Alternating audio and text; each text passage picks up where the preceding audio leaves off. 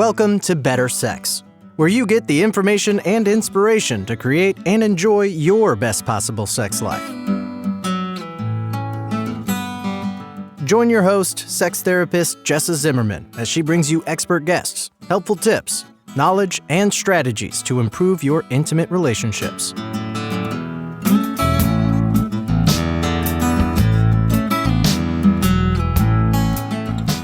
And now, your host, Jessa Zimmerman.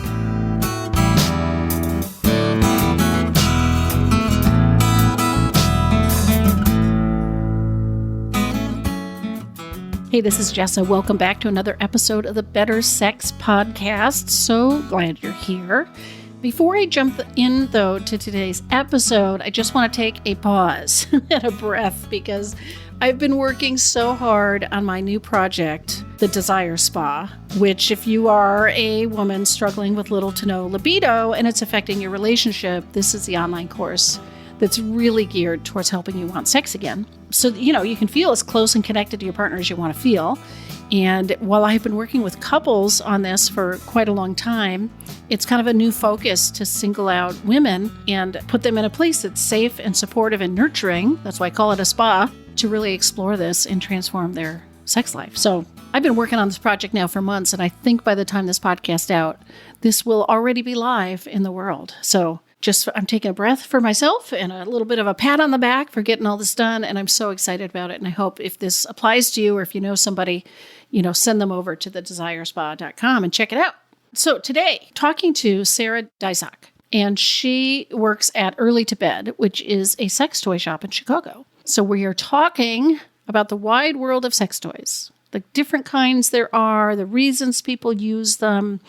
Where's a good starting point if this is new to you, if you don't already have a bedside drawer full of them, and also how to talk to your partner about it, how to use them as a couple, how to get your partner on board, how to introduce this into your coupled sexual play if that's not something you've already been doing, because it can be really beneficial and fun. So anyway, hopefully you're going to get a ton out of the episode and enjoy it. And then she works with Early to Bed. And so if you're not in Chicago where you can stop by the store, which probably most of you are not, they are available by phone and email to help you shop and get the perfect toy for you. So enjoy.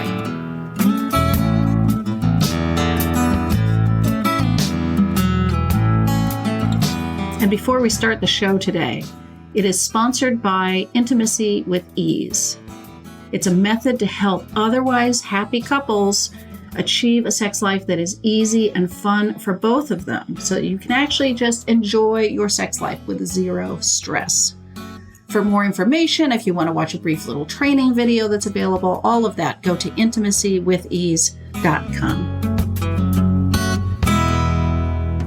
So, Searah, thank you so much for being with me today.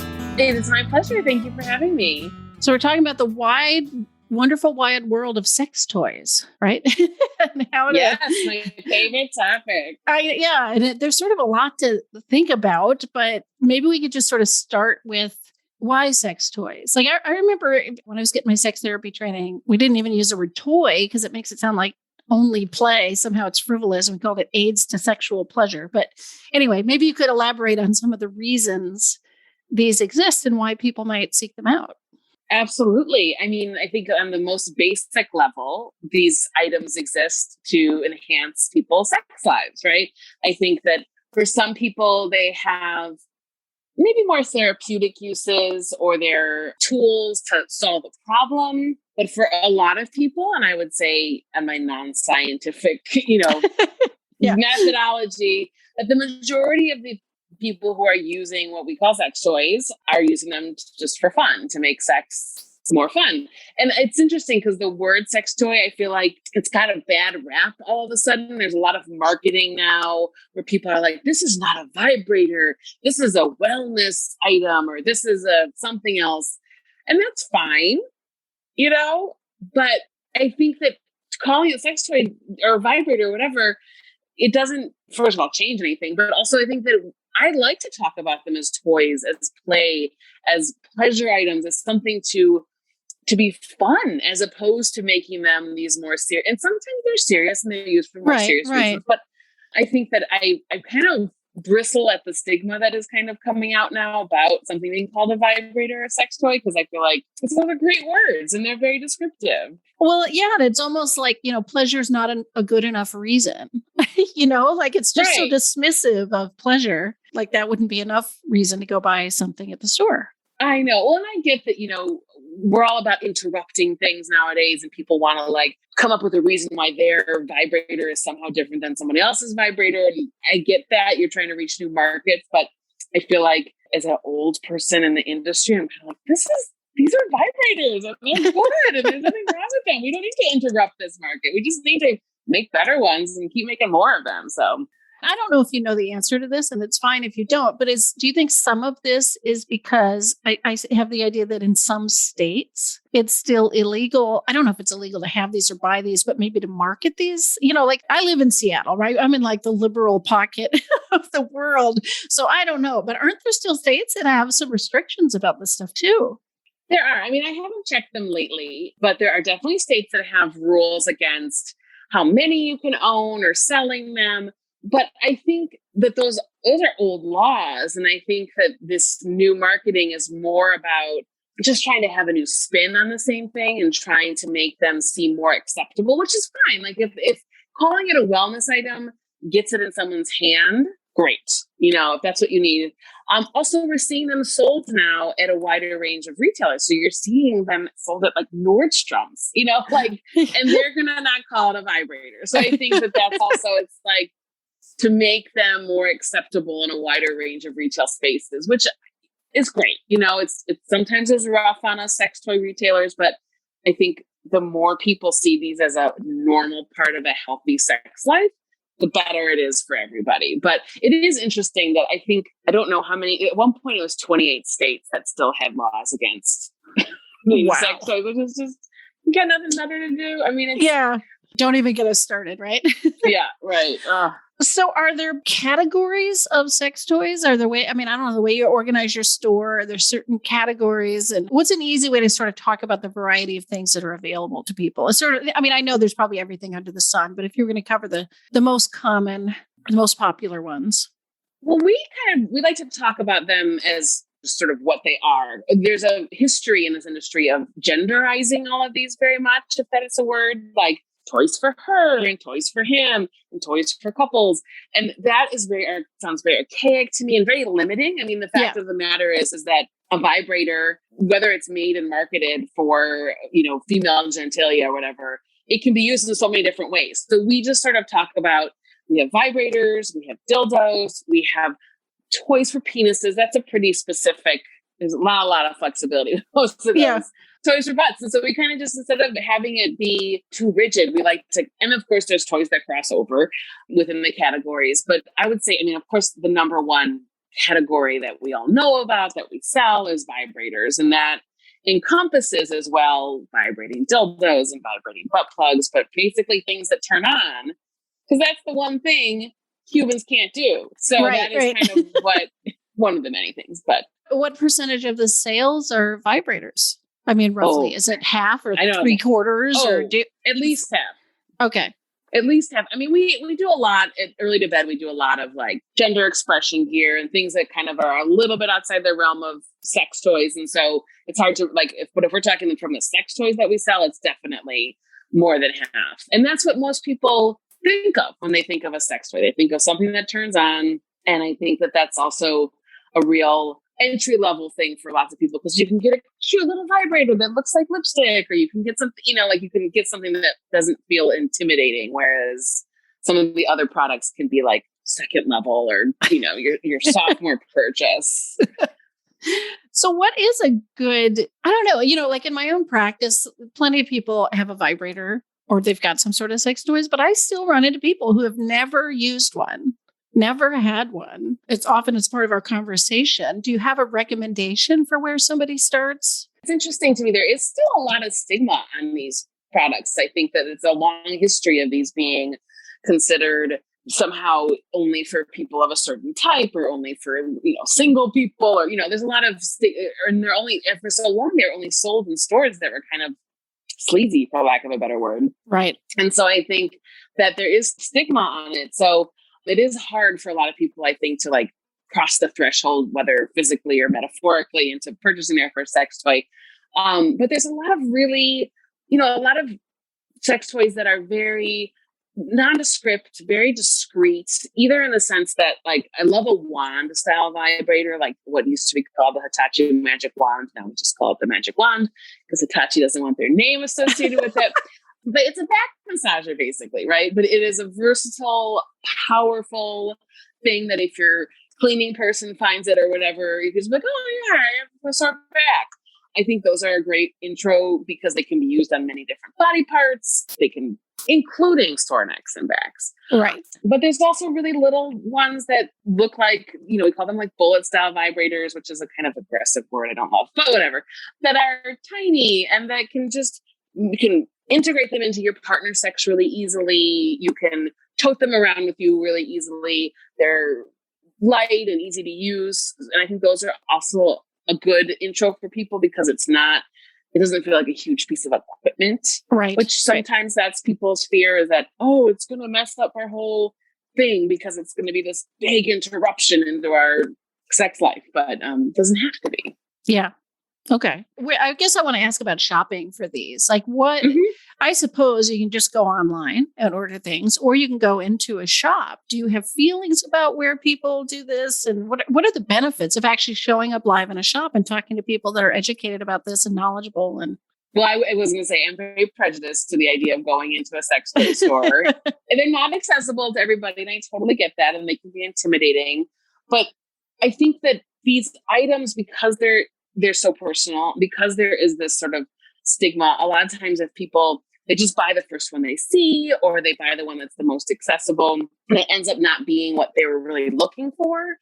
And then maybe they're turned off of sex toys forever. They've they've used their budget and they're gone. And so I think when you go into a sex toy store or, shopping online with a place that has a curated selection and doesn't just sell everything that's ever come out, you can feel toys inside a store. You can see what it actually feels like in your hands, asking questions because there are so many choices. And I think that, you see one in the media or you hear about it on TikTok, which is the new thing where people learn about sex toys. And that can be great, but that has no relationship to what your body might want. So just because someone talked about it online, it doesn't mean it's going to be what is going to work well for you. And so I think that being able to talk to someone about what you're looking for and why can be incredibly helpful. No one wants to take a used sex toy back. You're not able to return these items. Yeah. And if you are buying from someone that does that, I would caution you against that. But I think that being able to make an informed choice, you're going to, unless you can go spend hundreds of dollars on every toy and figure out which one you like best, being more informed before you start is a good way to save your money and also to make sure that you are having the best chance of getting the toy that works for you. Of course, you never know until you get home and put it where it's supposed to go. And there's always that risk. But I think that personalized shopping and shopping someplace that has a curated collection is the most important thing, because then you can really, and you're not, that you're buying something that's high quality, but also that maybe is the best fit for you. Yeah. And if you don't know, because I'm imagining people that have never used one or had one before, they're going in, it's like, I don't know what I'm looking for, but at least a trained staff who's really there to help, right? Not there to embarrass you or take notes on who, can really offer, I would imagine, some incredibly valuable input into what you might like or what you might want to start with. Absolutely. And then we can ask questions that go beyond, like what kind of vibrator you're looking for, right? Because if you don't figure out a vibrator before, you don't know what kind of vibrator you're looking for. But we can ask about what kind of sensations you like and how you're going to use the toy and what are the shapes of the body parts, whether they're vaginas or vulvas or, penises or whatever. And that can really help focus. And then hopefully the intention is to make it less intimidating and to open up a conversation. And it's interesting to me to see how often, people are very, nervous. They walk into the store. It's really hard for them. And you start talking to them and then everything just kind of comes out and you get to really learn, so much about people. But also it's the first time for some people that have ever talked about their body in that way or talked about sex in that way. So it's a really great to be able to have those one-on-one conversations with people. Yeah. And, it's similar to in sex therapy, right? My comfort talking about sex they can borrow my comfort. I mean, the fact that I can just talk matter-of-factly about this stuff, people can relax. And I really want to reassure people it's the same thing in a high-quality sex toy shop where you're going to have trained staff who are there to be helpful, right? Yeah. And the idea of borrowing your comfort, I think, is such a beautiful, I've never heard it said that way before, but I feel like that is one of the things that you don't even think about. But if you're able to make somebody comfortable talking about sex, whether it's in a therapy or a sex toy position, it can really make them feel more comfortable in it. And I think people don't get that. They're walking in feeling uncomfortable, and then they don't think about the fact that everyone else in the store isn't like, I hate talking about sex. They're like, oh, this is no big deal. I do this 100 times a day or on a good day. So I think it is that I'm gonna take that borrowing comfort thing. I love that. Thank you. Sorry, You are welcome. You are welcome to that. I literally talked to clients. I can't quite remember how the conversation went, but he basically said he was going to go into a sex store, but he was going to have on a hoodie and dark glasses. And, I think that's the frame of mind a lot of people are in when they first go in. It's like, oh my gosh, this is so embarrassing, but it really is a really helpful experience. So. Well, and I will say that there is a history. When I first started shopping for sex toys in the 90s, it was an uncomfortable position. I went into stores where nobody was looking to make me feel better about being in there, but the entire industry has shifted in the past 20 years, not the entire, but the bulk of it. And I think that almost every big city and small cities too, you're going to find a sex toy store that's staffed by people who love sex toys and love talking about sex and who are interested and excited to walk people through their collection. It's not the olden days where it's like, ugh, what do you want? It's very different. Going to take just a short little break to let you know about a new online course that I've got available called The Desire Spa. This is for women who are in an otherwise happy relationship but are struggling with sexual desire. This is a course just for you to figure out what is in the way of your desire, how to tune in and connect with what you could actually enjoy about physical intimacy, how to deal with all of this with your partner to totally transform your sex life. So it can be something you look forward to. And basically, it can just be one more great part of your relationship with your partner instead of this thing that drags you down. The first step would be to sign up for my free masterclass at intimacywithease.com/masterclass. It'll talk about how to want sex again and lead into the next steps if you are interested in joining me in the spa. Back to the show. Let's talk a little bit about using a sex toy when you're in a relationship, like bringing this up to your partner, whether you own one or you'd like to, and some of what we might be up against getting a partner comfortable with this. Well, and I'm sure that you know this from your work, but talking about sex can be one of the hardest conversations that people have. And it's also the most vital conversations, I think, to having good sex. And when you want to bring a sex toy into the relationship, I think my suggestion I always give people is to, first of all, not frame it as a problem solver necessarily. I mean, if you have a problem and you've talked about it and, my erection doesn't last long enough, how do we fix that? Here's a cock ring, But if you maybe want more sensation during sex, you're not orgasming as much as you want to, as quickly as you want to, or something like that. I think that this is where it goes back to them being toys, saying oh, this is a fun idea my friend told me about, I saw on the internet, I've been thinking about, whatever. Would you want to try this? I think it would be fun, because I think people they'll shut down, a lot of them, the minute you're like, our sex isn't good enough, I'm going to get a dildo. That is that's, I think, a way to stop the conversation and make it uncomfortable. And I think that having an open conversation, I love having sex with you. I saw this cute vibrator. I love having sex with you. Have you wanted to try a butt toy? Being positive about it. I also think that not just springing it in the moment, unless you've previously talked about it, that can be off-putting and scary. And wait, we didn't talk about this. And there's, I'm sure there's lots of relationships where one person has experience using toys and someone doesn't have any experience. And I would think that some people might find someone's vast experience with sex toys could be intimidating to a new lover or to a lover that doesn't have that experience. And let me show you, I have this vibrator I love. Let me show you how I use it. Put on a show for somebody. Finding toys that are specifically marketed towards couples can be very helpful if one person is intimidated, just because it kind of brings it all back to the idea that you'll be using it together. Now, again, I think most toys can be used by two people or more at once, but sometimes that is the way it's talked about can be helpful. But yeah, I think there's a lot of ways to do it, but unfortunately, all of them kind of come down to communication, which is right. the most important thing with sex. But another thing I run into a lot, and I mean, I'll generalize and say men often have this reaction, is I'm supposed to be the one giving you pleasure. Like, first of all, they may not realize how few women orgasm from penetrative sex. They think that this happens. They think that every other partner they've had, I've heard this.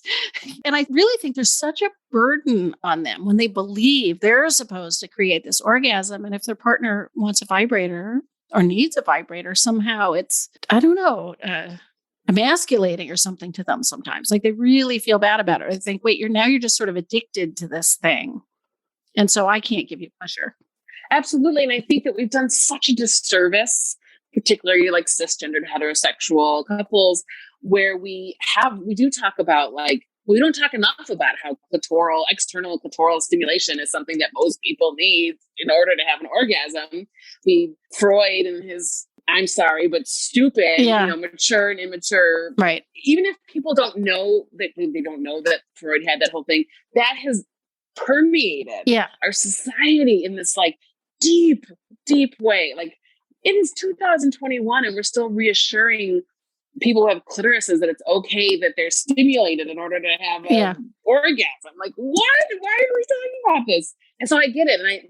And we have a great kind of like dogs who eat dildos and women who date losers who throw away their vibrators are kind of like our repeat things that happen a lot. And it's true. We have women who come in like, my boyfriend keeps throwing on my vibrator. And it's like, okay, first of all, let's reevaluate this relationship. Wow. Factors, but people can be very intimidated because there is this macho masculinity and thank goodness. I mean, I guess it's good that these partners are thinking about their partner's orgasm, but it's not a gift that you give someone, right? You're helping somebody have an orgasm.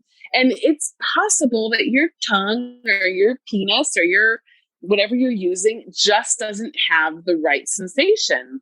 And, you just think of how many people are in these relationships for years and years and years before they're able to articulate that it's not working for them, that faking orgasms, that we do such a disservice to our partners when we do that, to the future partners, to women everywhere. I get why you have to do it sometimes and no shame, but I think that there's not enough education. Of course, there's not going to be a lot of education in high school about vibrators. That's fine. But when people's education stops there, I think that's when we come into these problems. Yeah. And I think about these partners, and they're probably not all men, but anyway, that feel like, wait, I'm supposed to produce your pleasure. And I'm always telling people that I think we're each responsible for our own pleasure and we enlist our partner in that. And that should be a big relief. I mean, I really want to invite people to see that as a relief. Like, I don't have to do this. I don't have to know what to do. It's fine to bring in external toys and other stimulation. And let's just embrace whatever it is that makes us happy. Even to the point of, partners touching themselves during sex, like that too can be seen as, and I'm like, well, this doesn't work for you. Like, this is, you can concentrate on your own feelings or you can concentrate on different part of someone's body. Like, let somebody make themselves feel good. You're still here. You're still with them. You're still connected.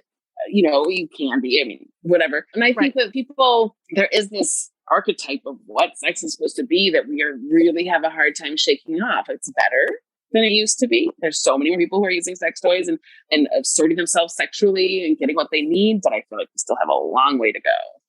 Yeah. So how do you answer? Do you ever get the question in the store about, can you get addicted to a vibrator? Does this somehow desensitize me so nothing else will ever work? Yes. How do you address that? Well, we just say no.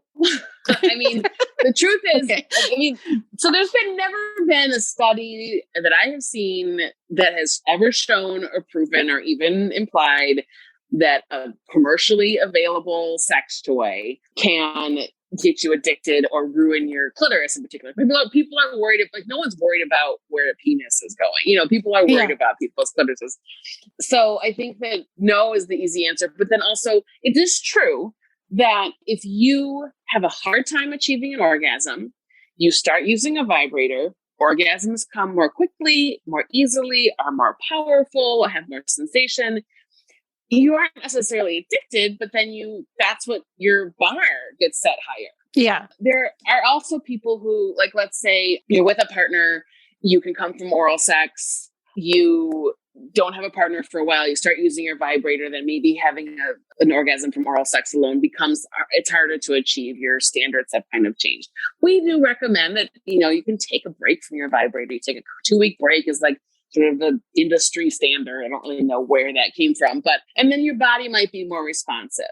I also think that we don't talk enough about how arousal leads to orgasm, right? Like, especially with vaginas and vulvas, right? Like arousal on a penis, you can usually see evidence of it, but vibrators can kind of make orgasms happen with less arousal beforehand.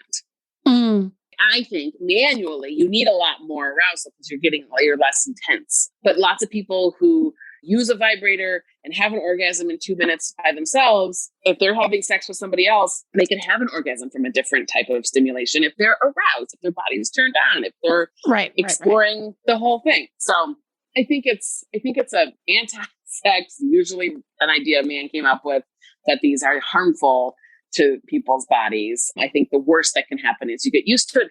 And then sometimes that just means that you have a vibrator with you wherever you go, like in case of emergency, right? In case of emergency, you never know.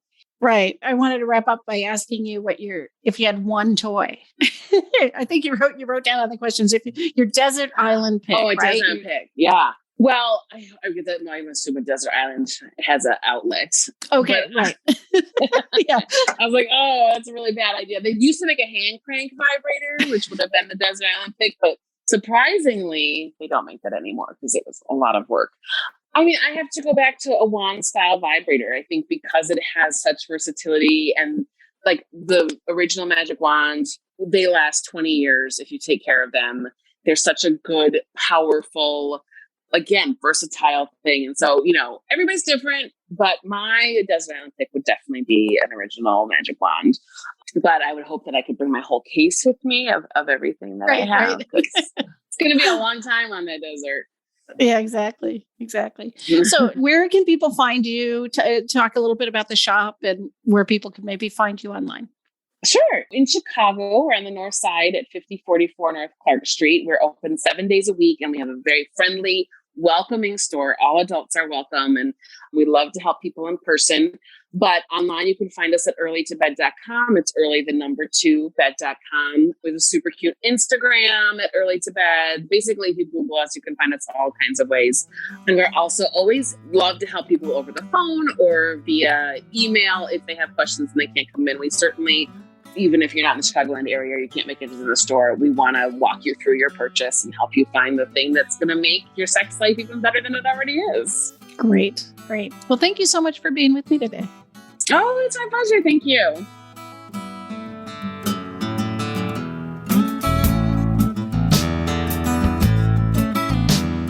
You've been listening to Better Sex.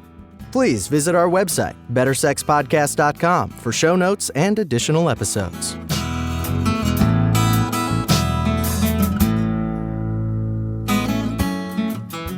And that's a wrap for today. I really hope you enjoyed the episode. If you are enjoying the podcast, if some of this material resonates with you and you would like to make a difference and make sure that this keeps coming out in the world once a week, ongoing, there are a couple things you could do to show your appreciation. The first would be to go to iTunes and rate and review the show. That really helps us be found by new listeners when you review the show on iTunes. You can find a link at bettersexpodcast.com/iTunes. The other thing I want to invite you to consider is becoming a Patreon. For a small monthly pledge, you get some benefits. So for $2 a month, you get advance access to every single episode. For $5 a month, you get a chapter of my upcoming new book. And for $10 a month, I host quarterly get-to-know-you and question and answer chats over the web, and you get invited to that. I would love to have your membership in that, become part of the Better Sex family. You can find a link at bettersexpodcast.com/Patreon, which is Patreon. Again, thanks for listening. I'm glad you're here. Feel free to comment, ask questions, get in touch. I'd love to hear from listeners. Thanks.